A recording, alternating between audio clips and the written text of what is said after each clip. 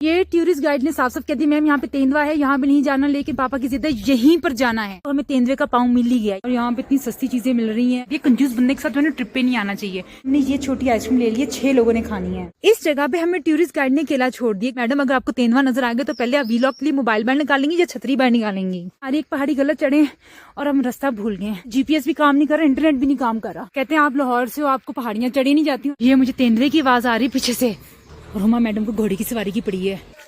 खाना यहाँ पर एक से एक बढ़ के था, समोसे, रोल, पकौड़े, पिज्जा, लेकिन हमने वेजिटेबल राइस और मोमोज खाए। पाकिस्तान, इंडिया और नेपाल किस मुल्क का नेचर स्विट्जरलैंड के जैसा, ये फैसला आप लोगों ने करना है, मैंने नहीं। मैं किसी की साइड नहीं ले रही, कैमरा जो दिखाएगा वही सच होगा। वीडियो एंड तक देखना, हो सकता है आपका ओपिनियन बदल जाए, क्योंकि सोशल मीडिया में और ग्राउंड रियलिटी में बहुत फर्क होता है। अगर मेरी बात से डिसएग्री करते हो तो अपनी वजह भी बताओ। इधर कंपटीशन पैट्रियोटिज्म यानी मुल्क से मोहब्बत का नहीं, बल्कि नेचर यानी खूबसूरत व्यूज़ का है। क्या एवरेस्ट सब कुछ है? ब्यूटी सिर्फ हाईएस्ट माउंटेन से डिसाइड होती है क्या? अगर फैसला करना मुश्किल लग रहा है तो फिर 10 में से नंबर 2, खूबसूरत व्यूज़, रोड्स और सबसे बड़ी चीज़ मौसम की बुनियाद पर। और हाँ, वीडियो में नेपाल के बारे में बहुत हैरानकुन फैक्ट्स हैं जो बहुत से इंडियंस को और नेपालीज को भी मालूम नहीं होंगे। और ये फैक्ट्स आपको किसी डॉक्यूमेंट्री में भी नहीं मिलेंगे, क्योंकि ये मैंने पर्सनली खुद लोगों के घरों में जाके, विलेज में जाके, गांव में जाके, गली में जाके खुद कलेक्ट किए हैं। पापा की जिद थी कि भाई टूरिस्ट जहाँ कम होंगे उधर जाके हाइकिंग करनी है। इस वजह से हमने लेपर्ड वाले यानी तेंदुए वाले इलाके में जाके हाइकिंग की। इतना एडवेंचर था, इतना रिश्ता, पता नहीं मैं लेपर्ड को ढूंढ रही थी या लेपर्ड मुझे ढूंढ रहा था। यार इस जगह पे हम ट्रैकिंग कर रहे हैं, वहाँ पर है सीधी खाई। इतना कीचड़ और खाई और स्लिपरी है, मुझे लग रहा है कि मैं जेम्स बॉन्ड की मूवी का ऑडिशन दे रही हूँ। पता नहीं उस पहाड़ी से ऊपर चढ़े थे या उस पहाड़ी समझ नहीं आ रही। एक पहाड़ी गलत चढ़े और हम रास्ता भूल गए। यहाँ पे जीपीएस भी काम नहीं कर रहा, इंटरनेट भी नहीं काम कर रहा। हम नीचे की चढ़ाई चल रहे हैं, यकीन मानो मैं तो रुकी हुई, जो खुद मेरे पाँव नीचे की तरफ चली जा रहे हैं, मैं पता नहीं कहाँ फिसल। इस जगह पे हमें टूरिस्ट गाइड ने अकेला छोड़ दिया। गया किधर है मुझे ये समझ नहीं आ रहा। मैं पापा से कहूंगी इसके पैसे काटे। जंगलों में हम घूम गए यार, टूरिस्ट गाइड का मैसेज आया, शौक पूरा हो गया आपका माउंटेन्स चढ़ने का। कहते हैं आप लाहौर से हो, आपको पहाड़ियां चढ़ी नहीं जाती और आपको शौक है यहाँ पे चढ़ने में। हमें टूरिस्ट गाइड ने कहा कि यहाँ पर आपको बंदर तो नहीं मिलेंगे, लेकिन आपको यहाँ पे कोई जंगली भैंस मिल सकती है। खैर हुमा तो मुझे जंगली भैंस खुद ही लगती है, लेकिन प्रॉब्लम ये है कि यार मैं तो समझ नहीं आ रहा, मैं नीचे जा रही हूँ, पता नहीं मैं जॉगर्स का क्या करूँ। मुझे लग रहा है कि मैंने इस वक्त नाइकी एडिडास के जूतों का कमर्शियल कर सकती हूँ। वैसे जगह अच्छी है, लेकिन जाना कहाँ ये समझ नहीं आ रहा। मैडम को शौक चढ़ा हुआ है अंधेरे में जाकर ये देखो घुड़सवारी करने का। चलो करती रहे, पापा भी जा रहे हैं साथ और मुझे सांस भी चढ़ता जा रहा है। पापा कहते हैं अगर तुम घर के काम करती रहो ना तो फिर तुम्हारा स्टेमिना इतना हो जाए कि तुम पहाड़ ऊपर चढ़ सकती हो। कि यार मैंने पापा से कहा है, पापा मेरे सारे व्लॉग्स ही घर के कामों के होते हैं, मैं घर के काम सारे कर रही होती हूँ, तो ये देखें उसके बावजूद मुझे सारा सांस चढ़ गए। इस पॉइंट पे आके ना हमें टूरिस्ट गाइड ने मना कर दिया और वो कह रहा है कि यहाँ से हमें आपको आगे नहीं लेकर जा सकता, क्योंकि यहाँ पे साफ साइंस लिखे हुए हैं कि यहाँ पे आपको तेंदुआ मिल सकता है, आपको वाइल्ड पिग्स भी मिल सकते हैं। तो इसलिए जो टूरिस्ट गाइड ने मुझे ये भी पूछा है कि मैडम अगर आपको तेंदुआ नजर आ गया तो पहले आप वीलॉग के लिए मोबाइल बैंड निकालेंगी या छतरी बैंड निकालेंगी। तो पापा ने मुझसे पूछा कि अगर भालू नजर आ गया तो पहले आप अपने वीलॉग के लिए कैमरा बैंड निकालोगे या छतरी। तो मैंने जल्दी से छतरी पकड़ लिया। वैसे दोनों चीजें मैं एट अ टाइम निकाल लूंगी, क्योंकि अगर कोई तेंदुआ मुझे नजर आया तो उसकी नाक में ना बस छतरी मैंने मार देनी है। तो बस मुझे खौफ आ रहा है कि कोई मुझे मिल ना जाए तेंदुआ शेंदुआ। ये मुझे तेंदुए की आवाज आ रही पीछे से और हुमा मैडम को घोड़ी की सवारी की पड़ी है। टूरिस्ट गाइड कह रहे हैं कि भाई आप यहाँ पे चुप होके ना एंजॉय करो, इस खामोशी को महसूस करो। मैंने कहा जो अंदर की खामोशी है उसको आपने कभी महसूस की क्या? कह रहे मैडम अगर आप बोली ना तो बाकी लोग बड़े डिस्टर्ब हो जाते हैं। तो खैर अच्छी बात हम यहाँ पर अकेले ही आ गए हैं, क्योंकि मैं बोलने से चुप नहीं हो रही थी। मैंने कहा यार मुझे तारीफ और तस्बीह तो करने दो, लेकिन ये कि यहाँ पे इतना अंधेरा क्यों होता जा रहा है, फॉग क्यों होती जा रही है, जीरो विजिबिलिटी क्यों होती जा रही है। तो हमें तेंदुए का पाँव मिल ही गया, ये 4 उसके पाँव और ये वो। यहाँ से भी तेंदुआ, ये पता नहीं कौन सा जैगुआर गुजरा, हमें सख्ती से मना कर दी कि आप यहाँ से नहीं आ सकते। ये टूरिस्ट गाइड ने साफ साफ कह दी मैम यहाँ पे तेंदुआ है, यहाँ पे नहीं जाना, लेकिन पापा की जिद है यहीं पर जाना है। यार चलो चलते हैं। मिले ना मिले हमें ये सांप मिल गए हैं यार। ये सपोलिए जो है ना डसना नहीं छोड़ते इंसान को, आपने बस इनसे बच के रहना है।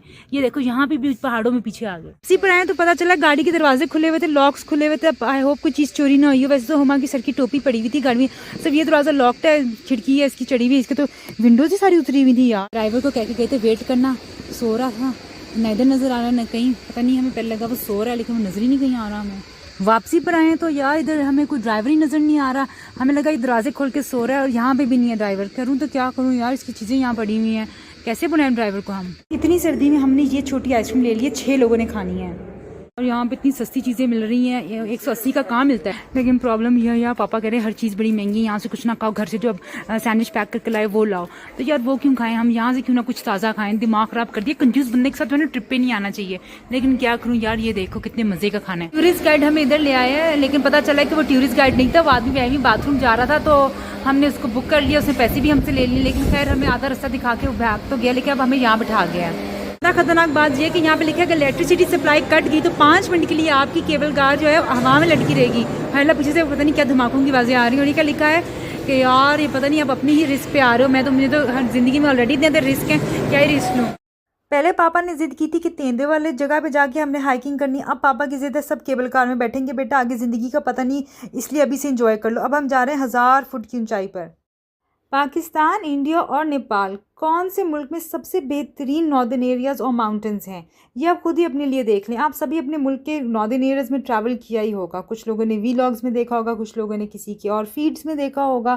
तो आपकी नज़र में भी सबसे बेहतर नॉर्दर्न एरियाज़ कौन से हैं? लोग कहते हैं नेपाल के दी बेस्ट हैं क्योंकि वहाँ पर एवरेस्ट नज़र आता है। और वैसे एक सवाल है मेरा आप लोगों से कि अगर आपको पता चले जहाँ आप हाइकिंग करने जा रहे हैं वहाँ पे लेपर्ड्स हैं, वाइल्ड बोर्स हैं, बेयर्स आपको मिल सकते हैं, तो क्या वहाँ पे हाइकिंग करेंगे या सिर्फ हम ही पागल लोग थे?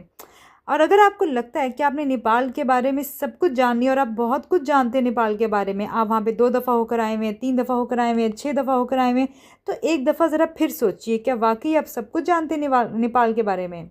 और यहाँ पर मैं उस वक्त से कांप रही थी, सर्दी की वजह से नहीं, खौफ की वजह से कि तेंदुआ मिल जाएगा। हमने तो उसके पाँव के निशान भी देखे थे।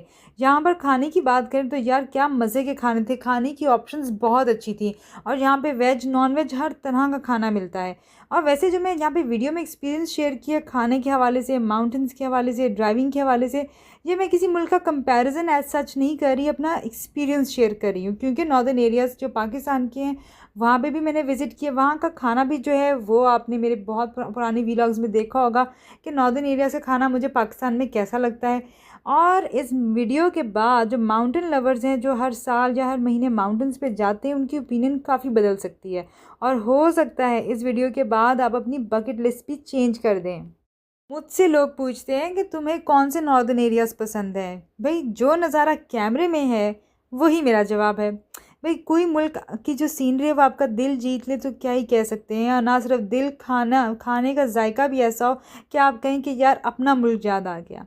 और आज अगर सिर्फ एक कंट्री आपको दोबारा विज़िट करनी पड़े तो आप माउंटेन्स के हवाले से कौन सी कंट्री को दूसरी, तीसरी, चौथी दफ़ा विज़िट करेंगे? और यार अपनी सिर्फ कंट्री का नाम ना लिखो कि हमें ये कंट्री पसंद है, वो कंट्री पसंद है। भी वैलिड रीज़न दो, वैलिड रीज़न। अपने मुल्क से तो हर कोई मोहब्बत करता है, वो किसी भी मुल्क से शख्स हो।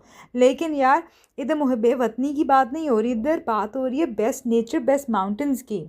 वैसे अगर आप चाहते हो तो अब वीडियो स्किप कर सकते हो, क्योंकि मैं आपको बिल्कुल डीप डाउन फैक्ट्स बताने लगी हूँ नेपाल के बारे में, जो वहाँ के टूरिस्ट गाइड, वहाँ के ड्राइवर्स, उनसे नहीं बल्कि ख़ुद लोगों के घरों में जाके, गली में से गुजरते हुए, किसी के घर में घुसकर। आपको पता है वहाँ के लोग बहुत ज़्यादा फ्रेंडली हैं, बहुत मेहमान नवाज है।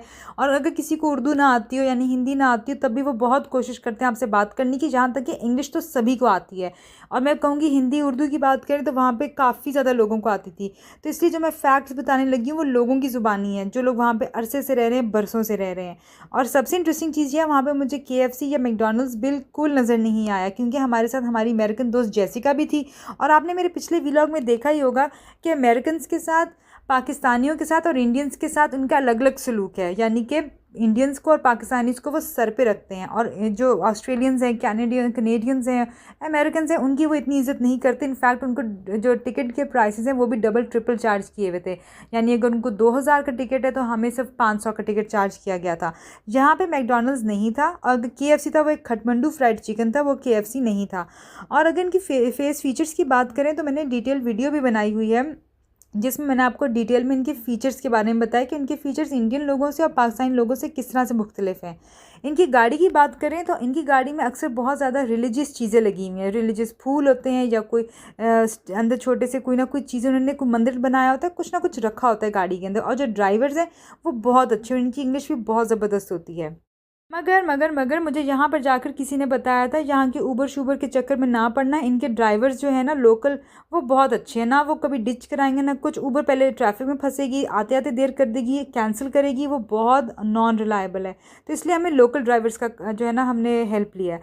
लेकिन प्रॉब्लम ये कि वहाँ पर गाड़ी में AC नहीं होता। तो अगर आपको माउंटेन सिकनेस या मोशन सिकनेस है तो आपको एक बार सोचना पड़ेगा कुछ कुछ लोकेशंस के लिए, हर लोकेशन के लिए नहीं। लेकिन हाँ, AC होना जिन लोगों के लिए बहुत ज़रूरी है गाड़ी में, इनकी गाड़ी में ज़्यादातर AC नहीं होता। अगर बात इमिग्रेशन की करूँ, कस्टम्स की करूँ, इनके सभी लोग बहुत अच्छे थे, बहुत कोऑपरेटिव थे।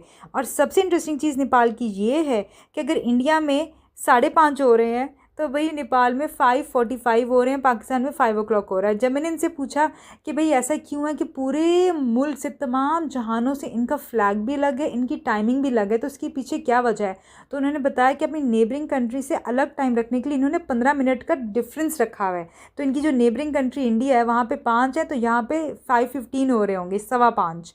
ये बड़ा इंटरेस्टिंग फैक्ट है। जहाँ तक कि आप इनका फ्लैग अगर देखें तो दुनिया में कहीं ऐसा फ्लैग नहीं है। इनके फ्लैग में 2 ट्रायंगल्स हैं, यानी कि जो टिपिकल फॉर्मेट होता है वो रेक्टेंगुलर के अंदर किसी का फ्लैग होता है।